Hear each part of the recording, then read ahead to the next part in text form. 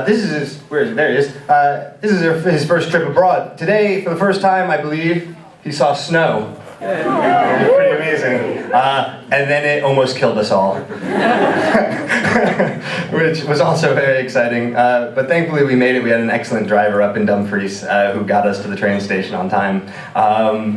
Yeah, Zahir has been totally widely published throughout Iraq, and it's a real honor to have him here. Ladies and gentlemen, give a warm round of applause for our friend Zahir Mousa.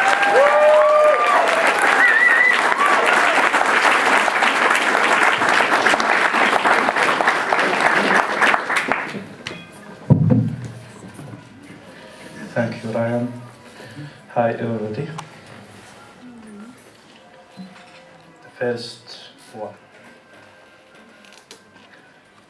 ولد ليموت.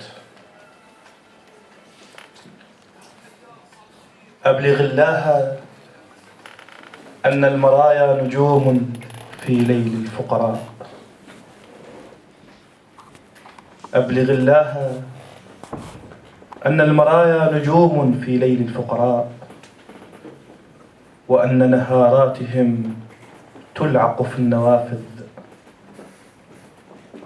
وأبلغه أن الشحاذين أرصفة، وأن المتقاعدين يعملون، وأن الأطباء ينظرون إلى ساعاتهم في العمليات ويستخدمون الآلة الحاسبة.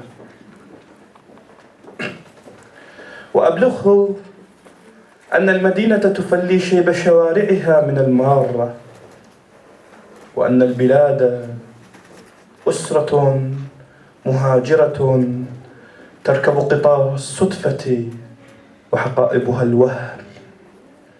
وأبلغه أن بيت أبيك وجدك لا يتسع للبكاء الذي يسمع في الخارج، فكيف سيتسع للناس؟ وأن غرفة أمك يخبز حيطانها الوقت أرغفة للانتظار. وأبلغه أنك مررت سريعا على الحياة حتى أنك تركت بكاءك في أذن المستشفى، وأنك فوتت على نفسك غيمة في سماء أمك تسمى الحضن، ومهدا تهزه الريح لولدها الفراغ، ويد والدك الخالية منك. وأنك فوتت لقاء عمر السراج، جاسم الداوي، أحمد عبد السادس، سام محمود، علي وجيه، مويد خفاجز، my friends. وقراءة سرغوم بولس، رعد عبد القادر، دنيا ميخائيل، جمال جاسم أمين، مروان عادل حمزة. This great poets. وكان ذلك سيعجبك. وأبلغه أن الكلمات تتخثر في الأفواه، وأن الإشارات تكسر الأيدي، وأن اللغة تكتب بالأبيض وتقال بالصمت. وأبلغه أن الجميع أطلوا من زجاج قلبك وأشاروا إلى عدم اكتمالك، رغم أن الإنسان ناقص أبدا والكمال لك وحدك. وأبلغه أن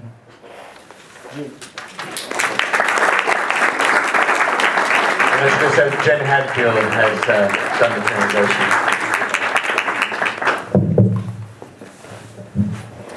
This poem's called Born to Die, and this is a father's speaking to his prematurely born son and asking him to take a letter to God on his behalf.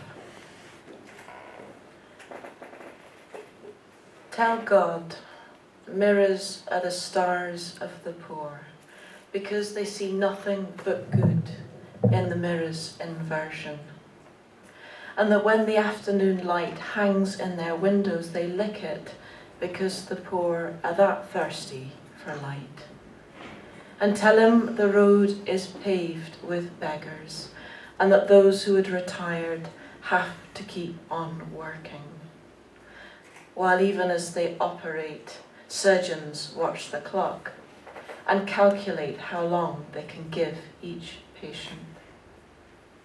Tell him Baghdad plucks its people like grey hairs from its streets, and that all of a sudden, like a family throwing its possessions into a couple of hastily packed bags, Iraq doesn't know where it's going.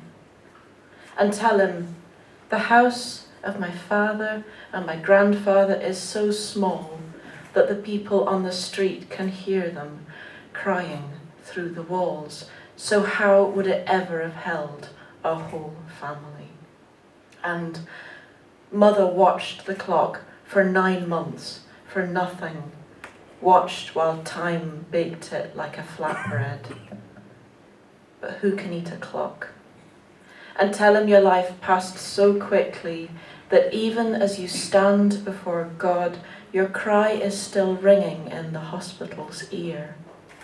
And that you missed your chance to be cradled like a cumulus in the sky of your mother's arms. And that you left your father's cupped hands empty. And ask him, who lies in the cradle now? Does the wind rock his own child?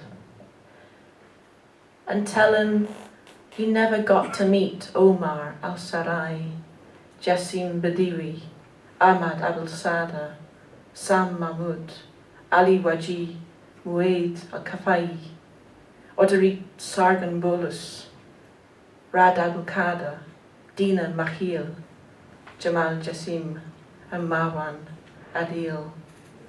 And you would have liked to. And say that words thicken in the mouths of the Iraqis, and that the arms that dare to gesture are broken, and that language writes white and speaks silence. And tell him that when our friends first saw you in the incubator, they said, he'll never make it.